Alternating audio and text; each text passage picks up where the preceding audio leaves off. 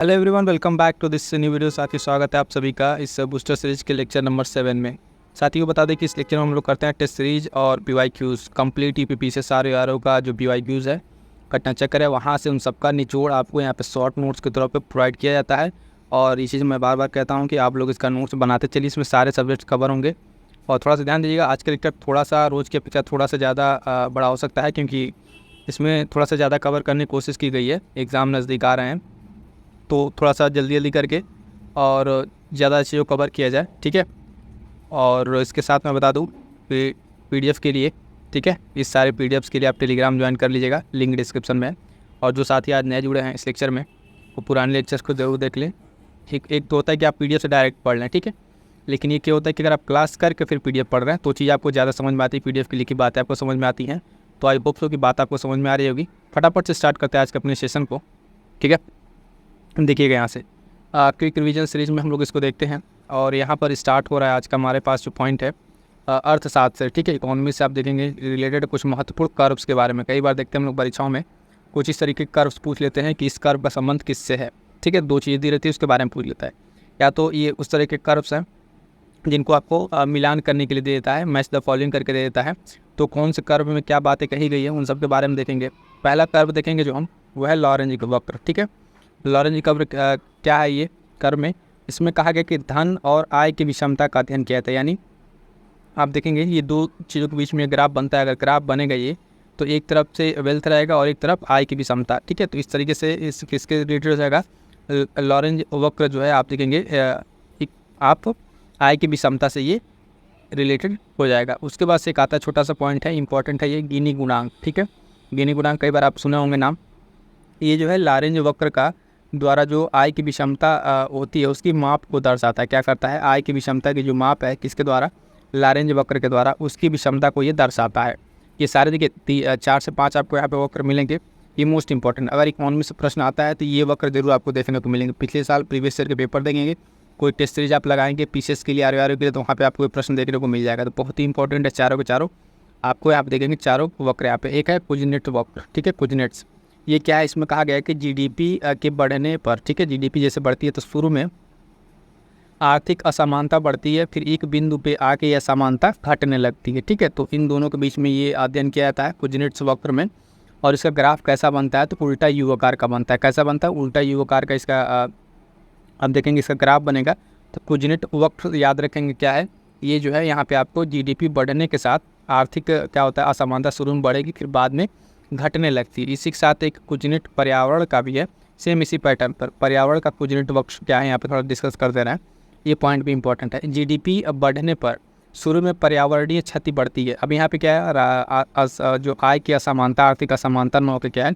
पर्यावरण से रिलेटेड है। पर्यावरण कुजनेट वक्र में क्या है कि GDP बढ़ने पर पर्यावरण की जो आप देखेंगे क्षति है वो थोड़ी सी बढ़ेगी, फिर एक बिंदु के बाद वो क्या हो जाएगी? घटने लगेंगे। यहाँ पे भी ग्राफ कैसा बनेगा? उल्टा यू आकार का ग्राफ यहाँ पर बनेगा। कैसा बनेगा? उल्टा यू आकार का ग्राफ बनेगा। अगला जो है फिलिप्स वक्र, ठीक है। इसको थॉमसन या फिलिप्स वक्र कहते हैं। मोस्ट इंपॉर्टेंट है, कितनी बार ये परीक्षाओं में पूछा हुआ, PCS में तो सीधे सीधे कई बार प्रश्न आए हैं। ये जो वक्र बनता है, ग्राफ अब बनेगा, देखेंगे महंगाई बढ़ने पर बेरोजगारी घटती है। यानी किसके बीच में? इन्फ्लेशन और अनएम्प्लॉयमेंट। 2 पॉइंट याद रखेंगे। अगर महंगाई और बेरोजगारी, किसके बीच में? महंगाई और बेरोजगारी के बीच में ये वक्र बनता है। और यहाँ पे बताता है क्या है कि कह रहा है कि बेरोजगारी और मुद्रास्फीति जो है, ठीक है, इसकी दरों के बीच व्युत्क्रम का संबंध होता है। यानी एक बढ़ेगा तो एक घटेगा। व्युत्क्रम का संबंध का मतलब होता है कि उल्टा रिवर्स प्रोसेस, ठीक है। यानी अगर ये देखेंगे मुद्रास्फीति बढ़ेगी तो क्या होगा? बेरोजगारी घटेगी। इस तरह का इसमें बताया गया। यानी महंगाई से बढ़े तो बेरोजगारी घटेगी, और ये बढ़ेगा तो ये घटेगा। एक दोनों में आपस में इस तरीके का संबंध होता है, ठीक है। तो ये ध्यान रखेंगे। फिलिप्स वक्र कितनी बार पूछा हुआ, इंपॉर्टेंट है। किसके बीच में? महंगाई और बेरोजगारी, ठीक है। 2 पॉइंट याद रखेंगे इसके बारे में। लास्ट एक वक्र है लाफर वक्र, ठीक है। लाफर कर्व क्या है ये भी पूछा जाता है। 4 यही इंपॉर्टेंट वक्र है, फिर से याद कर देख लीजिएगा। इसमें कहा गया लाफर वक्र में कि शुरू में करों की वृद्धि दर बढ़ाने पर राजस्व में वृद्धि होती है, फिर एक बिंदु के बाद राजस्व में गिरावट। यानी ये जो है टैक्स, ठीक है, टैक्स कलेक्शन आप देखेंगे। टैक्स रेट और टैक्स कलेक्शन में इसके बीच में रिलेशन है कि जैसे से टैक्स रेट आप देखेंगे उसके वृद्धि की जाती है तो राजस्व तो शुरू में बढ़ेगा, ये ग्राफ बताता है। लेकिन उसके बाद क्या होगा? एक टाइम के बाद से फिर से वो गिरावट होने लगेगी। यहाँ पे भी ग्राफ जो उल्टा यू आकार का बनेगा।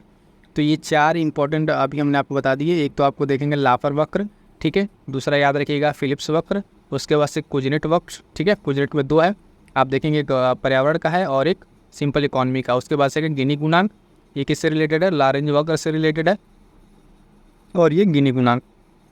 ये इकोनॉमी के 4 महत्वपूर्ण आप देखेंगे, बहुत ही महत्वपूर्ण कह लीजिए एक तरह से ग्राफ है जो एग्जाम्स में पूछे जाते हैं, ठीक है। अब देखिएगा यहाँ पर कुछ इंपॉर्टेंट, बहुत ही छोटा पॉइंट है लेकिन बहुत ही इंपॉर्टेंट है। क्या है कि उत्पादन से संबंधित क्रांतियाँ, जो क्रांतियाँ हुई हैं, ठीक है, उसका अलग अलग नाम है, ठीक है। संबंधित क्रांति आप देखेंगे इंपॉर्टेंट, जैसे कि आप बात करें कि स्वर्ण क्रांति, अलग नाम दिया है। स्वर्ण क्रांति किसको कहते हैं, तो फल और शहद उत्पादन में जो तीव्रता आई, जो तेज़ी आई, उसको किस क्रांति के नाम से डिनोट किया गया, उसको किया गया आप देखेंगे स्वर्ण क्रांति। हरित क्रांति आप सब जानते हैं कि ये खाद्यान्न उत्पादन है, ठीक है, फूड ग्रेन से ये संबंधित है, क्या, हरित क्रांति।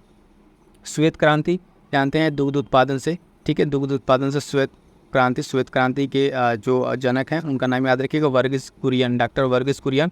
ये नाम इंपॉर्टेंट है, पूछा जाता है श्वेत क्रांति के जनक के रूप में। अगला पॉइंट देखेंगे नीली क्रांति। ये नीली क्रांति क्या है, तो नीली क्रांति देखेंगे मत्स्य उत्पादन से, किससे, मत्स्य उत्पादन से, यानी मछली पालन से संबंधित है क्या, नीली क्रांति। इस तरीके से देखिए इसको स्टार्टिंग का तो आपको शुरू से तैयार होगा जहाँ तक हमें लग रहा है, ठीक है, लेकिन जहाँ भूलने वाली जो है उसमें ये 3 लास्ट का बहुत ज़्यादा भूलता है, भूरी क्रांति, रजत और काली। इसमें कन्फ्यूजन क्या होता है, भूरा देखिए पेट्रोलियम पे इंसान चला जाता है, ठीक है, और काला जो है उस जनरली उर्वरक वगैरह को लेकर। लेकिन ध्यान दीजिएगा यहाँ पे पॉइंट ये है कि भूरी क्रांति आपका उर्वरक से, फर्टिलाइजर्स के उत्पादन से संबंधित है, और रजत क्रांति अगर आप देखेंगे तो अंडा उत्पादन, क्या, अंडा उत्पादन आपका रजत क्रांति। और काली क्रांति जो है पेट्रोलियम उत्पादन से संबंधित है, किससे, पेट्रोलियम उत्पादन से। ये 3 जो है नीली क्रांति के बाद से अब एक बार फिर से देख लेंगे, स्वर्ण क्रांति, हरित क्रांति, श्वेत क्रांति कोई छूट तो नहीं रहा, नीली क्रांति आपका मछली हो गया, मत्स्य, भूरी क्रांति आपका उर्वरक, ठीक है, और एक रजत क्रांति आपका क्या हो गया, अंडा उत्पादन से संबंधित रहती है, और काली क्रांति जो है पेट्रोलियम उत्पादन से। एक और क्रांति है पीली क्रांति, ठीक है, पीली क्रांति को देख लेते हैं वो क्या है। पीली क्रांति आप तिलहन से जनरली संबंधित है, तो ये है आपकी एक पीली क्रांति, किससे संबंधित है, तिलहन से। तो ये सारे जितने भी उत्पादन हैं और इसकी महत्वपूर्ण क्रांतियाँ हैं, इसको एज इट इज़ आप शॉर्ट नोट्स बनाएंगे, नोट करने के बाद इसको तैयार कर लेंगे। यहाँ पे जितने पॉइंट्स मैं फिर से बता रहा हूँ साथियों, यहाँ से आपको सीधे सीधे परीक्षा में 30 से 40 प्रश्न देखने को मिलेंगे। घूम फिर के प्रश्न इसी थीम पे बनेंगे, डायरेक्टली या इनडायरेक्ट आपको यहीं से मिलेंगे। पेपर बाद आपको फिर से हम सारी चीज़ आपको डिस्कस करके दिखाएंगे किस तरीके से नोट से यहाँ से प्रश्न आए हैं। तो इसको पढ़ते रहिए, और डेली का क्या कीजिएगा, डेली आप पहले स्टार्टिंग में पढ़ाई जब पढ़ने बैठते हैं तो स्टार्टिंग के आधा घंटे 1 घंटा पहले जो भी 5-6 पेज 7 पेज बना हुआ है इसको आप रिवाइज़ कीजिए। जितना रिवाइज़ करेंगे एकदम ये रटा रहेगा तो गलत होने के उतने चांसेस कम रहेंगे। अगला है नदी घाटी परियोजना, ठीक है, और वो कहाँ कहाँ स्थित है, उसकी स्थिति कहाँ है, नदी घाटी परियोजना। तो कुछ इंपॉर्टेंट नदी घाटी परियोजना है जो अभी इंपॉर्टेंट है, उसको देख लेते हैं, फिर बाद में आगे और चीज़ों को देखेंगे। तो नदी घाटी परियोजना पहला है बदायूं सिंचाई परियोजना, ठीक है, कहाँ पर स्थित है, रामगंगा नदी पर स्थित है। यहाँ पे रामगंगा नदी पर इसकी स्थिति है। गोकुल बैराज, कितनी बार ये पूछा हुआ, गोकुल बैराज इंपॉर्टेंट इनकी स्पेशल का भी है, ठीक है, यमुना नदी पर कहाँ स्थित है, यमुना नदी पर ये स्थित है। उसके बाद से एक है रिहंद परियोजना, क्या है, रिहंद परियोजना रिहंद नदी पर स्थित है। नागार्जुन सागर परियोजना, क्या, नागार्जुन सागर परियोजना की अगर बात करें, नागार्जुन सागर परियोजना की बात करें तो ये कृष्णा नदी पर स्थित है। कहाँ पर, कृष्णा नदी पर स्थित है, ठीक है, कृष्णा नदी पर नागार्जुन सागर परियोजना। पोचम पाद परियोजना, ये परियोजना कहाँ पर है, तो गोदावरी नदी पर स्थित है। और एक लास्ट है यहाँ पे देखेंगे आप माता टीला, ठीक है, माता टीला परियोजना, ठीक है, बेतवा नदी पर। कहाँ पर, बेतवा नदी पर। ये यूपी स्पेशल में भी आता है, गोकुल बैराज वाला भी, ये तो पॉइंट याद रखिएगा। तो इतने सारी नदी परियोजनाएं जो अभी यहाँ पर हम आपको डिस्कस कर लिए, इनको एक जगह नोट कर लीजिएगा, फिर फर्दर और भी जो इंपॉर्टेंस होंगी उसको ऐसे डिस्कस करते चला जाएगा। थोड़ा थोड़ा करके हम लोग डिस्कस कर रहे हैं ताकि ये एक जगह टॉपिक जैसा आपका पेपर में आता है चेंज कर करके इस तरीके से रहे, ठीक है। सारा सब्जेक्ट इसमें मिक्स है, तो तो ध्यान दे ही रहे होंगे। अगला है उत्तर प्रदेश के ताप विद्युत गृह, ठीक है, ताप विद्युत गृह जो उत्तर प्रदेश के मेनली ताप विद्युत गृह हैं। आगे उत्तर प्रदेश से एक चीज़ बता दें कि उत्तर प्रदेश स्पेशल का, ठीक है, अलग से टॉपिक वाइज सारा वीडियोज़ अपडेटेड है, प्लेलिस्ट बनी हुई है उत्तर प्रदेश जिले के नाम से, जाइए उत्तर प्रदेश स्पेशल के सारे प्रश्न कर लीजिए। इस बार जो है कि उत्तर प्रदेश स्पेशल से प्रश्न ज़्यादा आने की संभावना है, क्यों, क्योंकि पेपर 5 और 6 मेंस में आपका यूपी स्पेशल का जुड़ा है। तो नो डाउट अगर इस बार यूपी स्पेशल के प्रश्न इसके पहले तो नहीं पूछा था, 2 से 3 प्रश्न रहते थे, लेकिन इस बार अगर उसकी संख्या बढ़ती है तो इसमें कोई आपको आश्चर्य नहीं होना चाहिए, क्योंकि पेपर अब मेंस में जुड़ चुका है। तो यूपी स्पेशल आपको प्रीलिम्स में भी आने की संभावना है। जिस तरीके से अभी उत्तराखंड पेपर हुआ, वहाँ पे उस चीज़ को उत्तराखंड स्पेशल को कंपलसरी कर दिया गया पूरे पेपर का, लेवल और कुछ परसेंट वहाँ पर डिसाइड कर दिया गया था, उसी तरीके से यहाँ पे भी हो सकता है, ये एक पॉसिबिलिटी है। तो उत्तर प्रदेश स्पेशल को आप बिल्कुल भी इग्नोर नहीं करेंगे, बेहतरीन तरीके से सारा टॉपिक वाइज उत्तर प्रदेश का आप कवर करेंगे, वहाँ कंसेप्ट और देखेंगे, उसके साथ MCQ के साथ भी कंप्लीट कराया गया है। अगला इसमें पॉइंट देखेंगे ताप विद्युत में कि अनपरा ताप विद्युत गृह कहाँ पर है, तो सोनभद्र में, ठीक है। ज़्यादातर उत्तर प्रदेश के यहाँ पे इसी के आसपास में है। एक है दादरी ताप विद्युत गृह, ये कहाँ पर है, गौतम बुद्ध नगर पे है और ये गैस से संबंधित है, ठीक है, गैस आधारित है, ठीक है, दादरी ताप विद्युत गृह। अगला है मेजा ताप विद्युत गृह, कौन सा, मेजा ताप विद्युत गृह, इसके बारे में अगर हम देखना गए तो कहाँ पर है, प्रयागराज में, कहाँ पर है, प्रयागराज में स्थित है। सिंगरौली ताप विद्युत परियोजना, मोस्ट इंपॉर्टेंट लगाइए, सोनभद्र का, कितनी बार ये एग्जाम से पूछा हुआ है, ठीक है, सिंगरौली का ये आप देखेंगे सोनभद्र, ठीक है, सोनभद्र ताप विद्युत परियोजना कहाँ पर है, सोनभद्र में। अगला पॉइंट है टांडा ताप विद्युत परियोजना, ठीक है, ये अम्बेडकर नगर जिले में पड़ता है, ठीक है, और ये भी एक ताप विद्युत परियोजना है, ठीक है, स्थित कहाँ है, टांडा में, ठीक है। आंवला ताप विद्युत परियोजना सीधे सीधे आपको बरेली में मिलेगा, ये भी गैस आधारित है, क्या है, गैस आधारित ही स्थित है आंवला ताप विद्युत परियोजना। एक लास्ट यहाँ हम देखेंगे हरदुआगंज ताप विद्युत परियोजना, अलीगढ़, ठीक है, अलीगढ़, ठीक है। तो इस तरीके से इस सारे पॉइंट्स आपके यहाँ पे जो इंपॉर्टेंट उत्तर प्रदेश स्पेशल से ताप विद्युत गृह हैं, इंपॉर्टेंट वाले आपके यहाँ पे कवर हो गए हैं। उसके बाद आइए देखते हैं उत्तर प्रदेश के वन्यजीव विहार, उत्तर प्रदेश के कुछ वन्यजीव विहार इंपॉर्टेंट्स, ठीक है, ये इस टॉपिक पे भी कंप्लीट आपको लेक्चर मिल जाएगा अलग से, जो वन्यजीव विहार और पक्षी विहार पूरा उसमें कंप्लीटेड है। यहाँ पे सिर्फ क्या है, वन्यजीव विहार हैं, ठीक है। तो वन्यजीव विहार देखिए उत्तर प्रदेश के कौन कौन से वन्यजीव विहार हैं। चंद्रप्रभा वन्यजीव विहार, ठीक है, चंदौली, ये आपको बताया था, ये उत्तर प्रदेश का पहला भी है, 1957 में इसको बनाया गया, ठीक। किशनपुर वन्यजीव विहार देखेंगे लखीमपुर खीरी में, कहाँ पे, लखीमपुर खीरी में। अगला पॉइंट है कतरनिया घाट वन्यजीव विहार कहाँ है, तो आप देखेंगे बहराइच में, स्थापना इसकी 1975 में होती है, कहाँ पे, 1975 में कतरनिया घाट वन्यजीव विहार बहराइच का।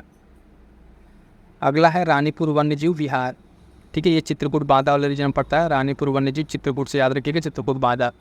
महावीर स्वामी वन्यजीव विहार, ठीक है, सबसे छोटा ये वन्यजीव विहार है, कहाँ पर है, ये ललितपुर में है, कहाँ पर है, ललितपुर में है, इसको ध्यान रखिएगा, 1977 में बना है ये, इसको ध्यान रखिएगा।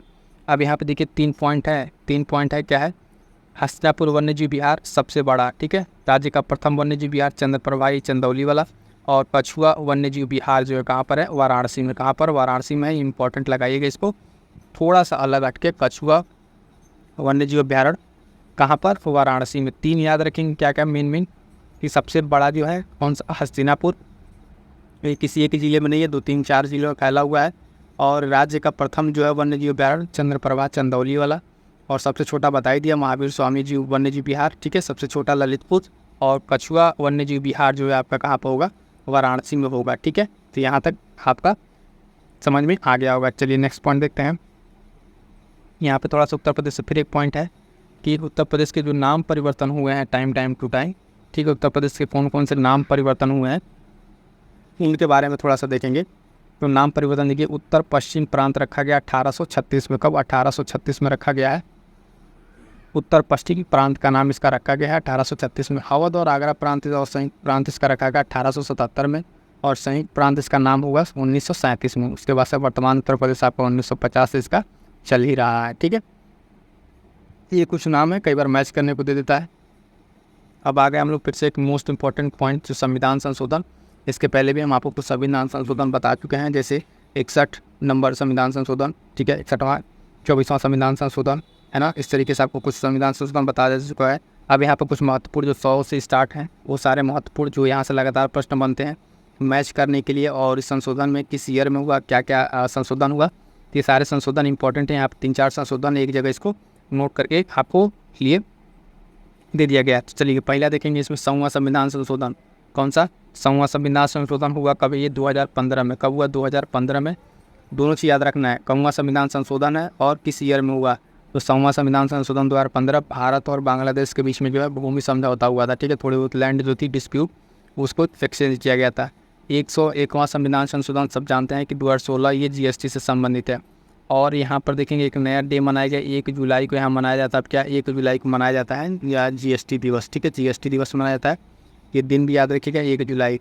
101वां संविधान संशोधन कब हुआ आपका, 2016 में, GST से संबंधित है। उसके बाद देखेंगे 102वां संविधान संशोधन 2018 का ये संबंधित राष्ट्रीय पिछड़ा वर्ग आयोग को संवैधानिक दर्जा दिया गया, ठीक है। और OBC का जो पिछड़ा आयोग था, ठीक है, उसको क्या दिया, संवैधानिक दर्जा दिया गया। 103वां संविधान संशोधन 2019 का EWS को जो है 10% आरक्षण का इसमें प्रावधान किया गया, ठीक है। तो 103वां संविधान संशोधन 2019 EWS को 10% आरक्षण। 104वां संविधान संशोधन, ये सारे के सारे 100 से ज़्यादा 1 2 3 4 5 जो लास्ट के मोस्ट इंपॉर्टेंट है, हर एक एग्जाम से वहाँ से प्रश्न बन रहे हैं, या तो ईयर पूछ ले रहा है या तो यहाँ पर आप देखेंगे इसको क्या कर रहा है, उसको मिलान करने के लिए पूछ ले रहा है। 104वां संविधान संशोधन 2020, इसमें क्या है, लोकसभा और राज्य विधानसभाओं में जो SC/ST की सीटें थीं उनकी समाप्ति सीमा बढ़ा दी गई, ठीक है। पहले 70 साल थी, तब उसको 80 साल कर दी गई है।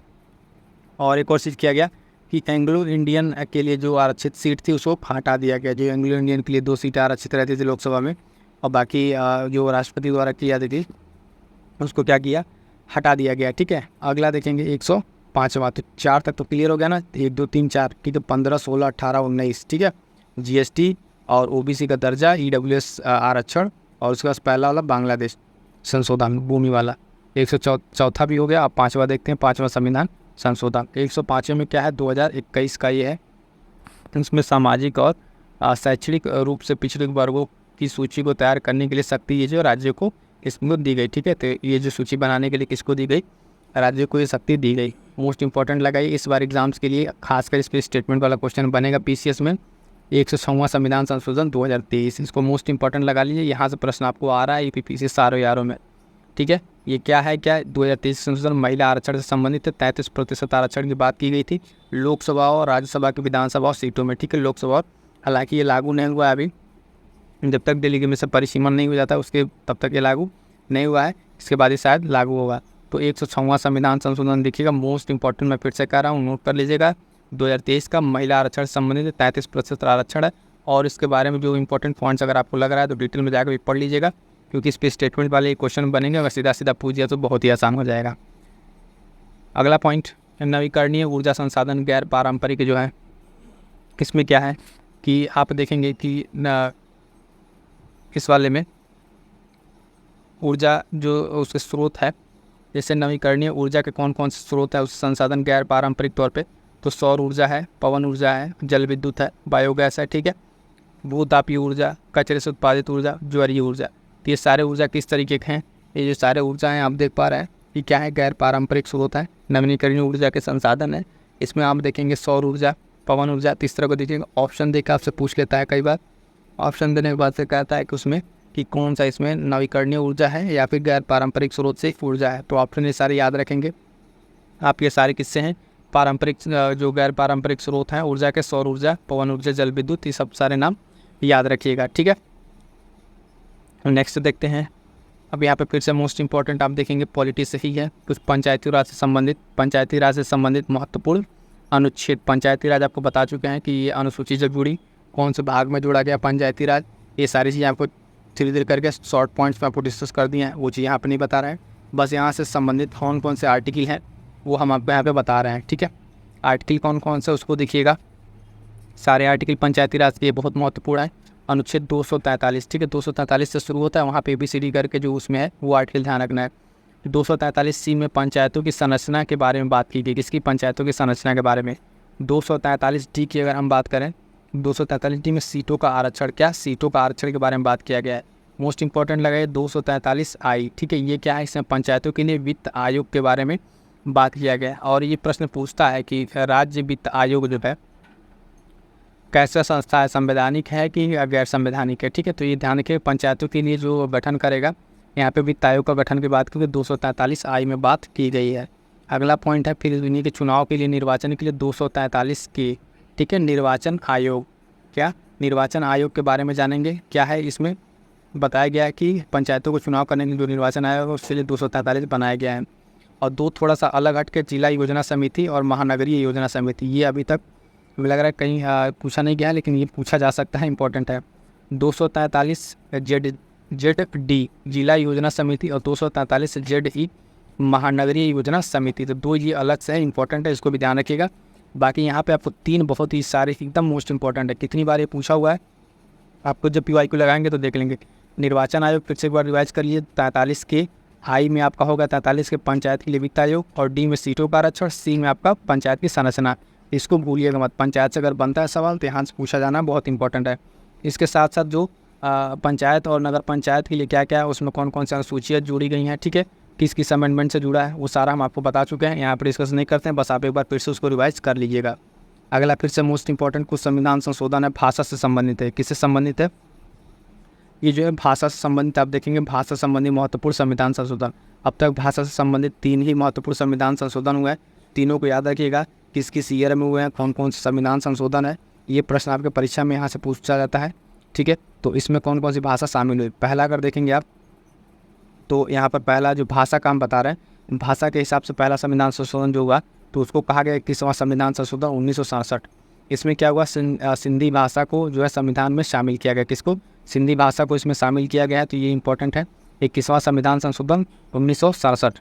अगला पॉइंट में क्या किया गया, फिर से 71वां संविधान संशोधन लाया गया 1992। 71वां संविधान संशोधन, इसमें 3 भाषाओं को जोड़ा गया, ठीक है, नेपाली, मणिपुरी, कोंकणी, ठीक है। इसको आप ऐसे नमक से याद रख सकते हैं, ऐसा तो जनरली मोह वाला कन्फ्यूज हो सकता है, लेकिन नेपाली कोंकणी आपको याद रह जाएगा। 9 से नेपाली, मणिपुरी और कोंकणी। मैं जनरली इस पर ये सब चीज़ें बताता नहीं, लेकिन थोड़ा सा अगर आप भाषा बोलता है तो मणिपुरी याद रखिएगा, मौसम मेघालय में चले जाइएगा। 71वां संविधान संशोधन 1962, 3 भाषाएँ जुड़ी, नेपाली, मणिपुरी और कोंकणी जुड़ी, ठीक है। इसके बाद से एक और भाषा के लिए संशोधन हुआ, 92वां संविधान संशोधन, ठीक है, 2003 में। कब? 2003 में हुआ, ये ध्यान दीजिएगा, ये 2003 में, ठीक। इसमें 4 भाषाएं जोड़ी गई, कौन कौन सी? संथाली, बोडो, डोंगरी, मैथिली, ठीक है। तो BDMS करके आप याद कर सकते हैं, BDMS BSMD कुछ भी करके, ठीक है। बोडो, ठीक है, डोंगरी है ना, संथाली और मैथिली, इस तरीके से आप एक 4 ये याद हुआ। कुल मिला जुला के संविधान संशोधन से कितनी भाषाएं जोड़ी जा चुकी हैं? 4 3 7 1 8 भाषाएं जोड़ी जा चुकी हैं। कितनी? अब तक 8 भाषाएं, 3 4 यहाँ, 3 यहाँ और एक ये 8 भाषाएं। तीनों संविधान संशोधन ये जो अपने आप में बहुत ही इंपॉर्टेंट है, ठीक है, बहुत ही इंपॉर्टेंट है। भाषा से संबंधित हमने फिर से बता दिया, तो तीनों याद रखिएगा, 21, 71, 92, ठीक है। और इनका ईयर जरूर याद रखिए, कौन कौन सी भाषाएं जुड़ी हैं। इसके बाद एक छोटा सा पॉइंट है, देख लीजिएगा कि बाबर के काल की कुछ घटनाएँ हैं, ठीक है। बाबर के काल की कुछ घटनाएँ उसके द्वारा लड़ी गई सारे युद्ध हैं। पानीपत का प्रथम युद्ध जानते हैं 1526, खानवा का युद्ध 27, चंदेरी पर आक्रमण जो 28 में हुआ, और घाघरा का युद्ध 1529। इसके साथ बाबर की मृत्यु होती है 1530 में। और पहला लड़ा पानीपत इब्राहिम लोदी के साथ, ठीक है।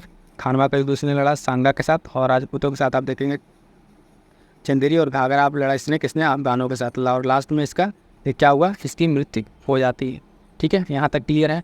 तो देखिएगा बाबर के काल की प्रमुख घटनाएं हमने बता दिया, किसके साथ लड़ा, यहाँ पे आपको मेंशन कर दिया, इब्राहिम लोदी के साथ, राणा सांगा, राजपूत और अफगानों के साथ लड़ा, और लास्ट में 1530 में जो है इसकी मृत्यु हो जाती है। क्लियर है यहाँ तक? सो चलिए आज के लेक्चर में अभी इतना ही रह देते हैं, फिर कल एक छोटा सा लेक्चर लेके आ जाएंगे। इसमें बहुत ज़्यादा हो जा रहा है, ये कि 2 लेक्चर जो अभी आ गया है उसको तैयार करते रहिए। लेक्चर के लिए आप परेशान नहीं होंगे, जो भी लेक्चर्स आ रहे हैं आपको कंप्लीट करा दिया जाएगा। एग्जाम से पहले सारे शॉर्ट नोट्स आपको प्रोवाइड करा दिए जाएंगे। ये बहुत ही महत्वपूर्ण पर्यावरण और पारिस्थितिकी का जो PYQ डिस्कशन 2 लेक्चर है, इसमें एक ये है और एक दूसरा पार्ट ये है। इसमें कंप्लीट आप देखेंगे PYQ जो है आपको कंप्लीट करा दिया गया है। पर्यावरण और पारिस्थितिकी एनवायरनमेंट से आप देखेंगे तो आप इसमें PCS में 20 से 25 प्रश्न आते ही आते हैं, तो ये सारे प्रश्न आपको यहीं से मिलेंगे। कंप्लीट डिटेल वीडियो है, आप कीजिए और PDF टेलीग्राम से प्राप्त कीजिएगा। बाकी फर्दर आपका कोई डाउट है तो आप कमेंट करके जरूर बताइएगा। मिलते हैं किसी नेक्स्ट वीडियो में, तब तक के लिए थैंक यू सो मच।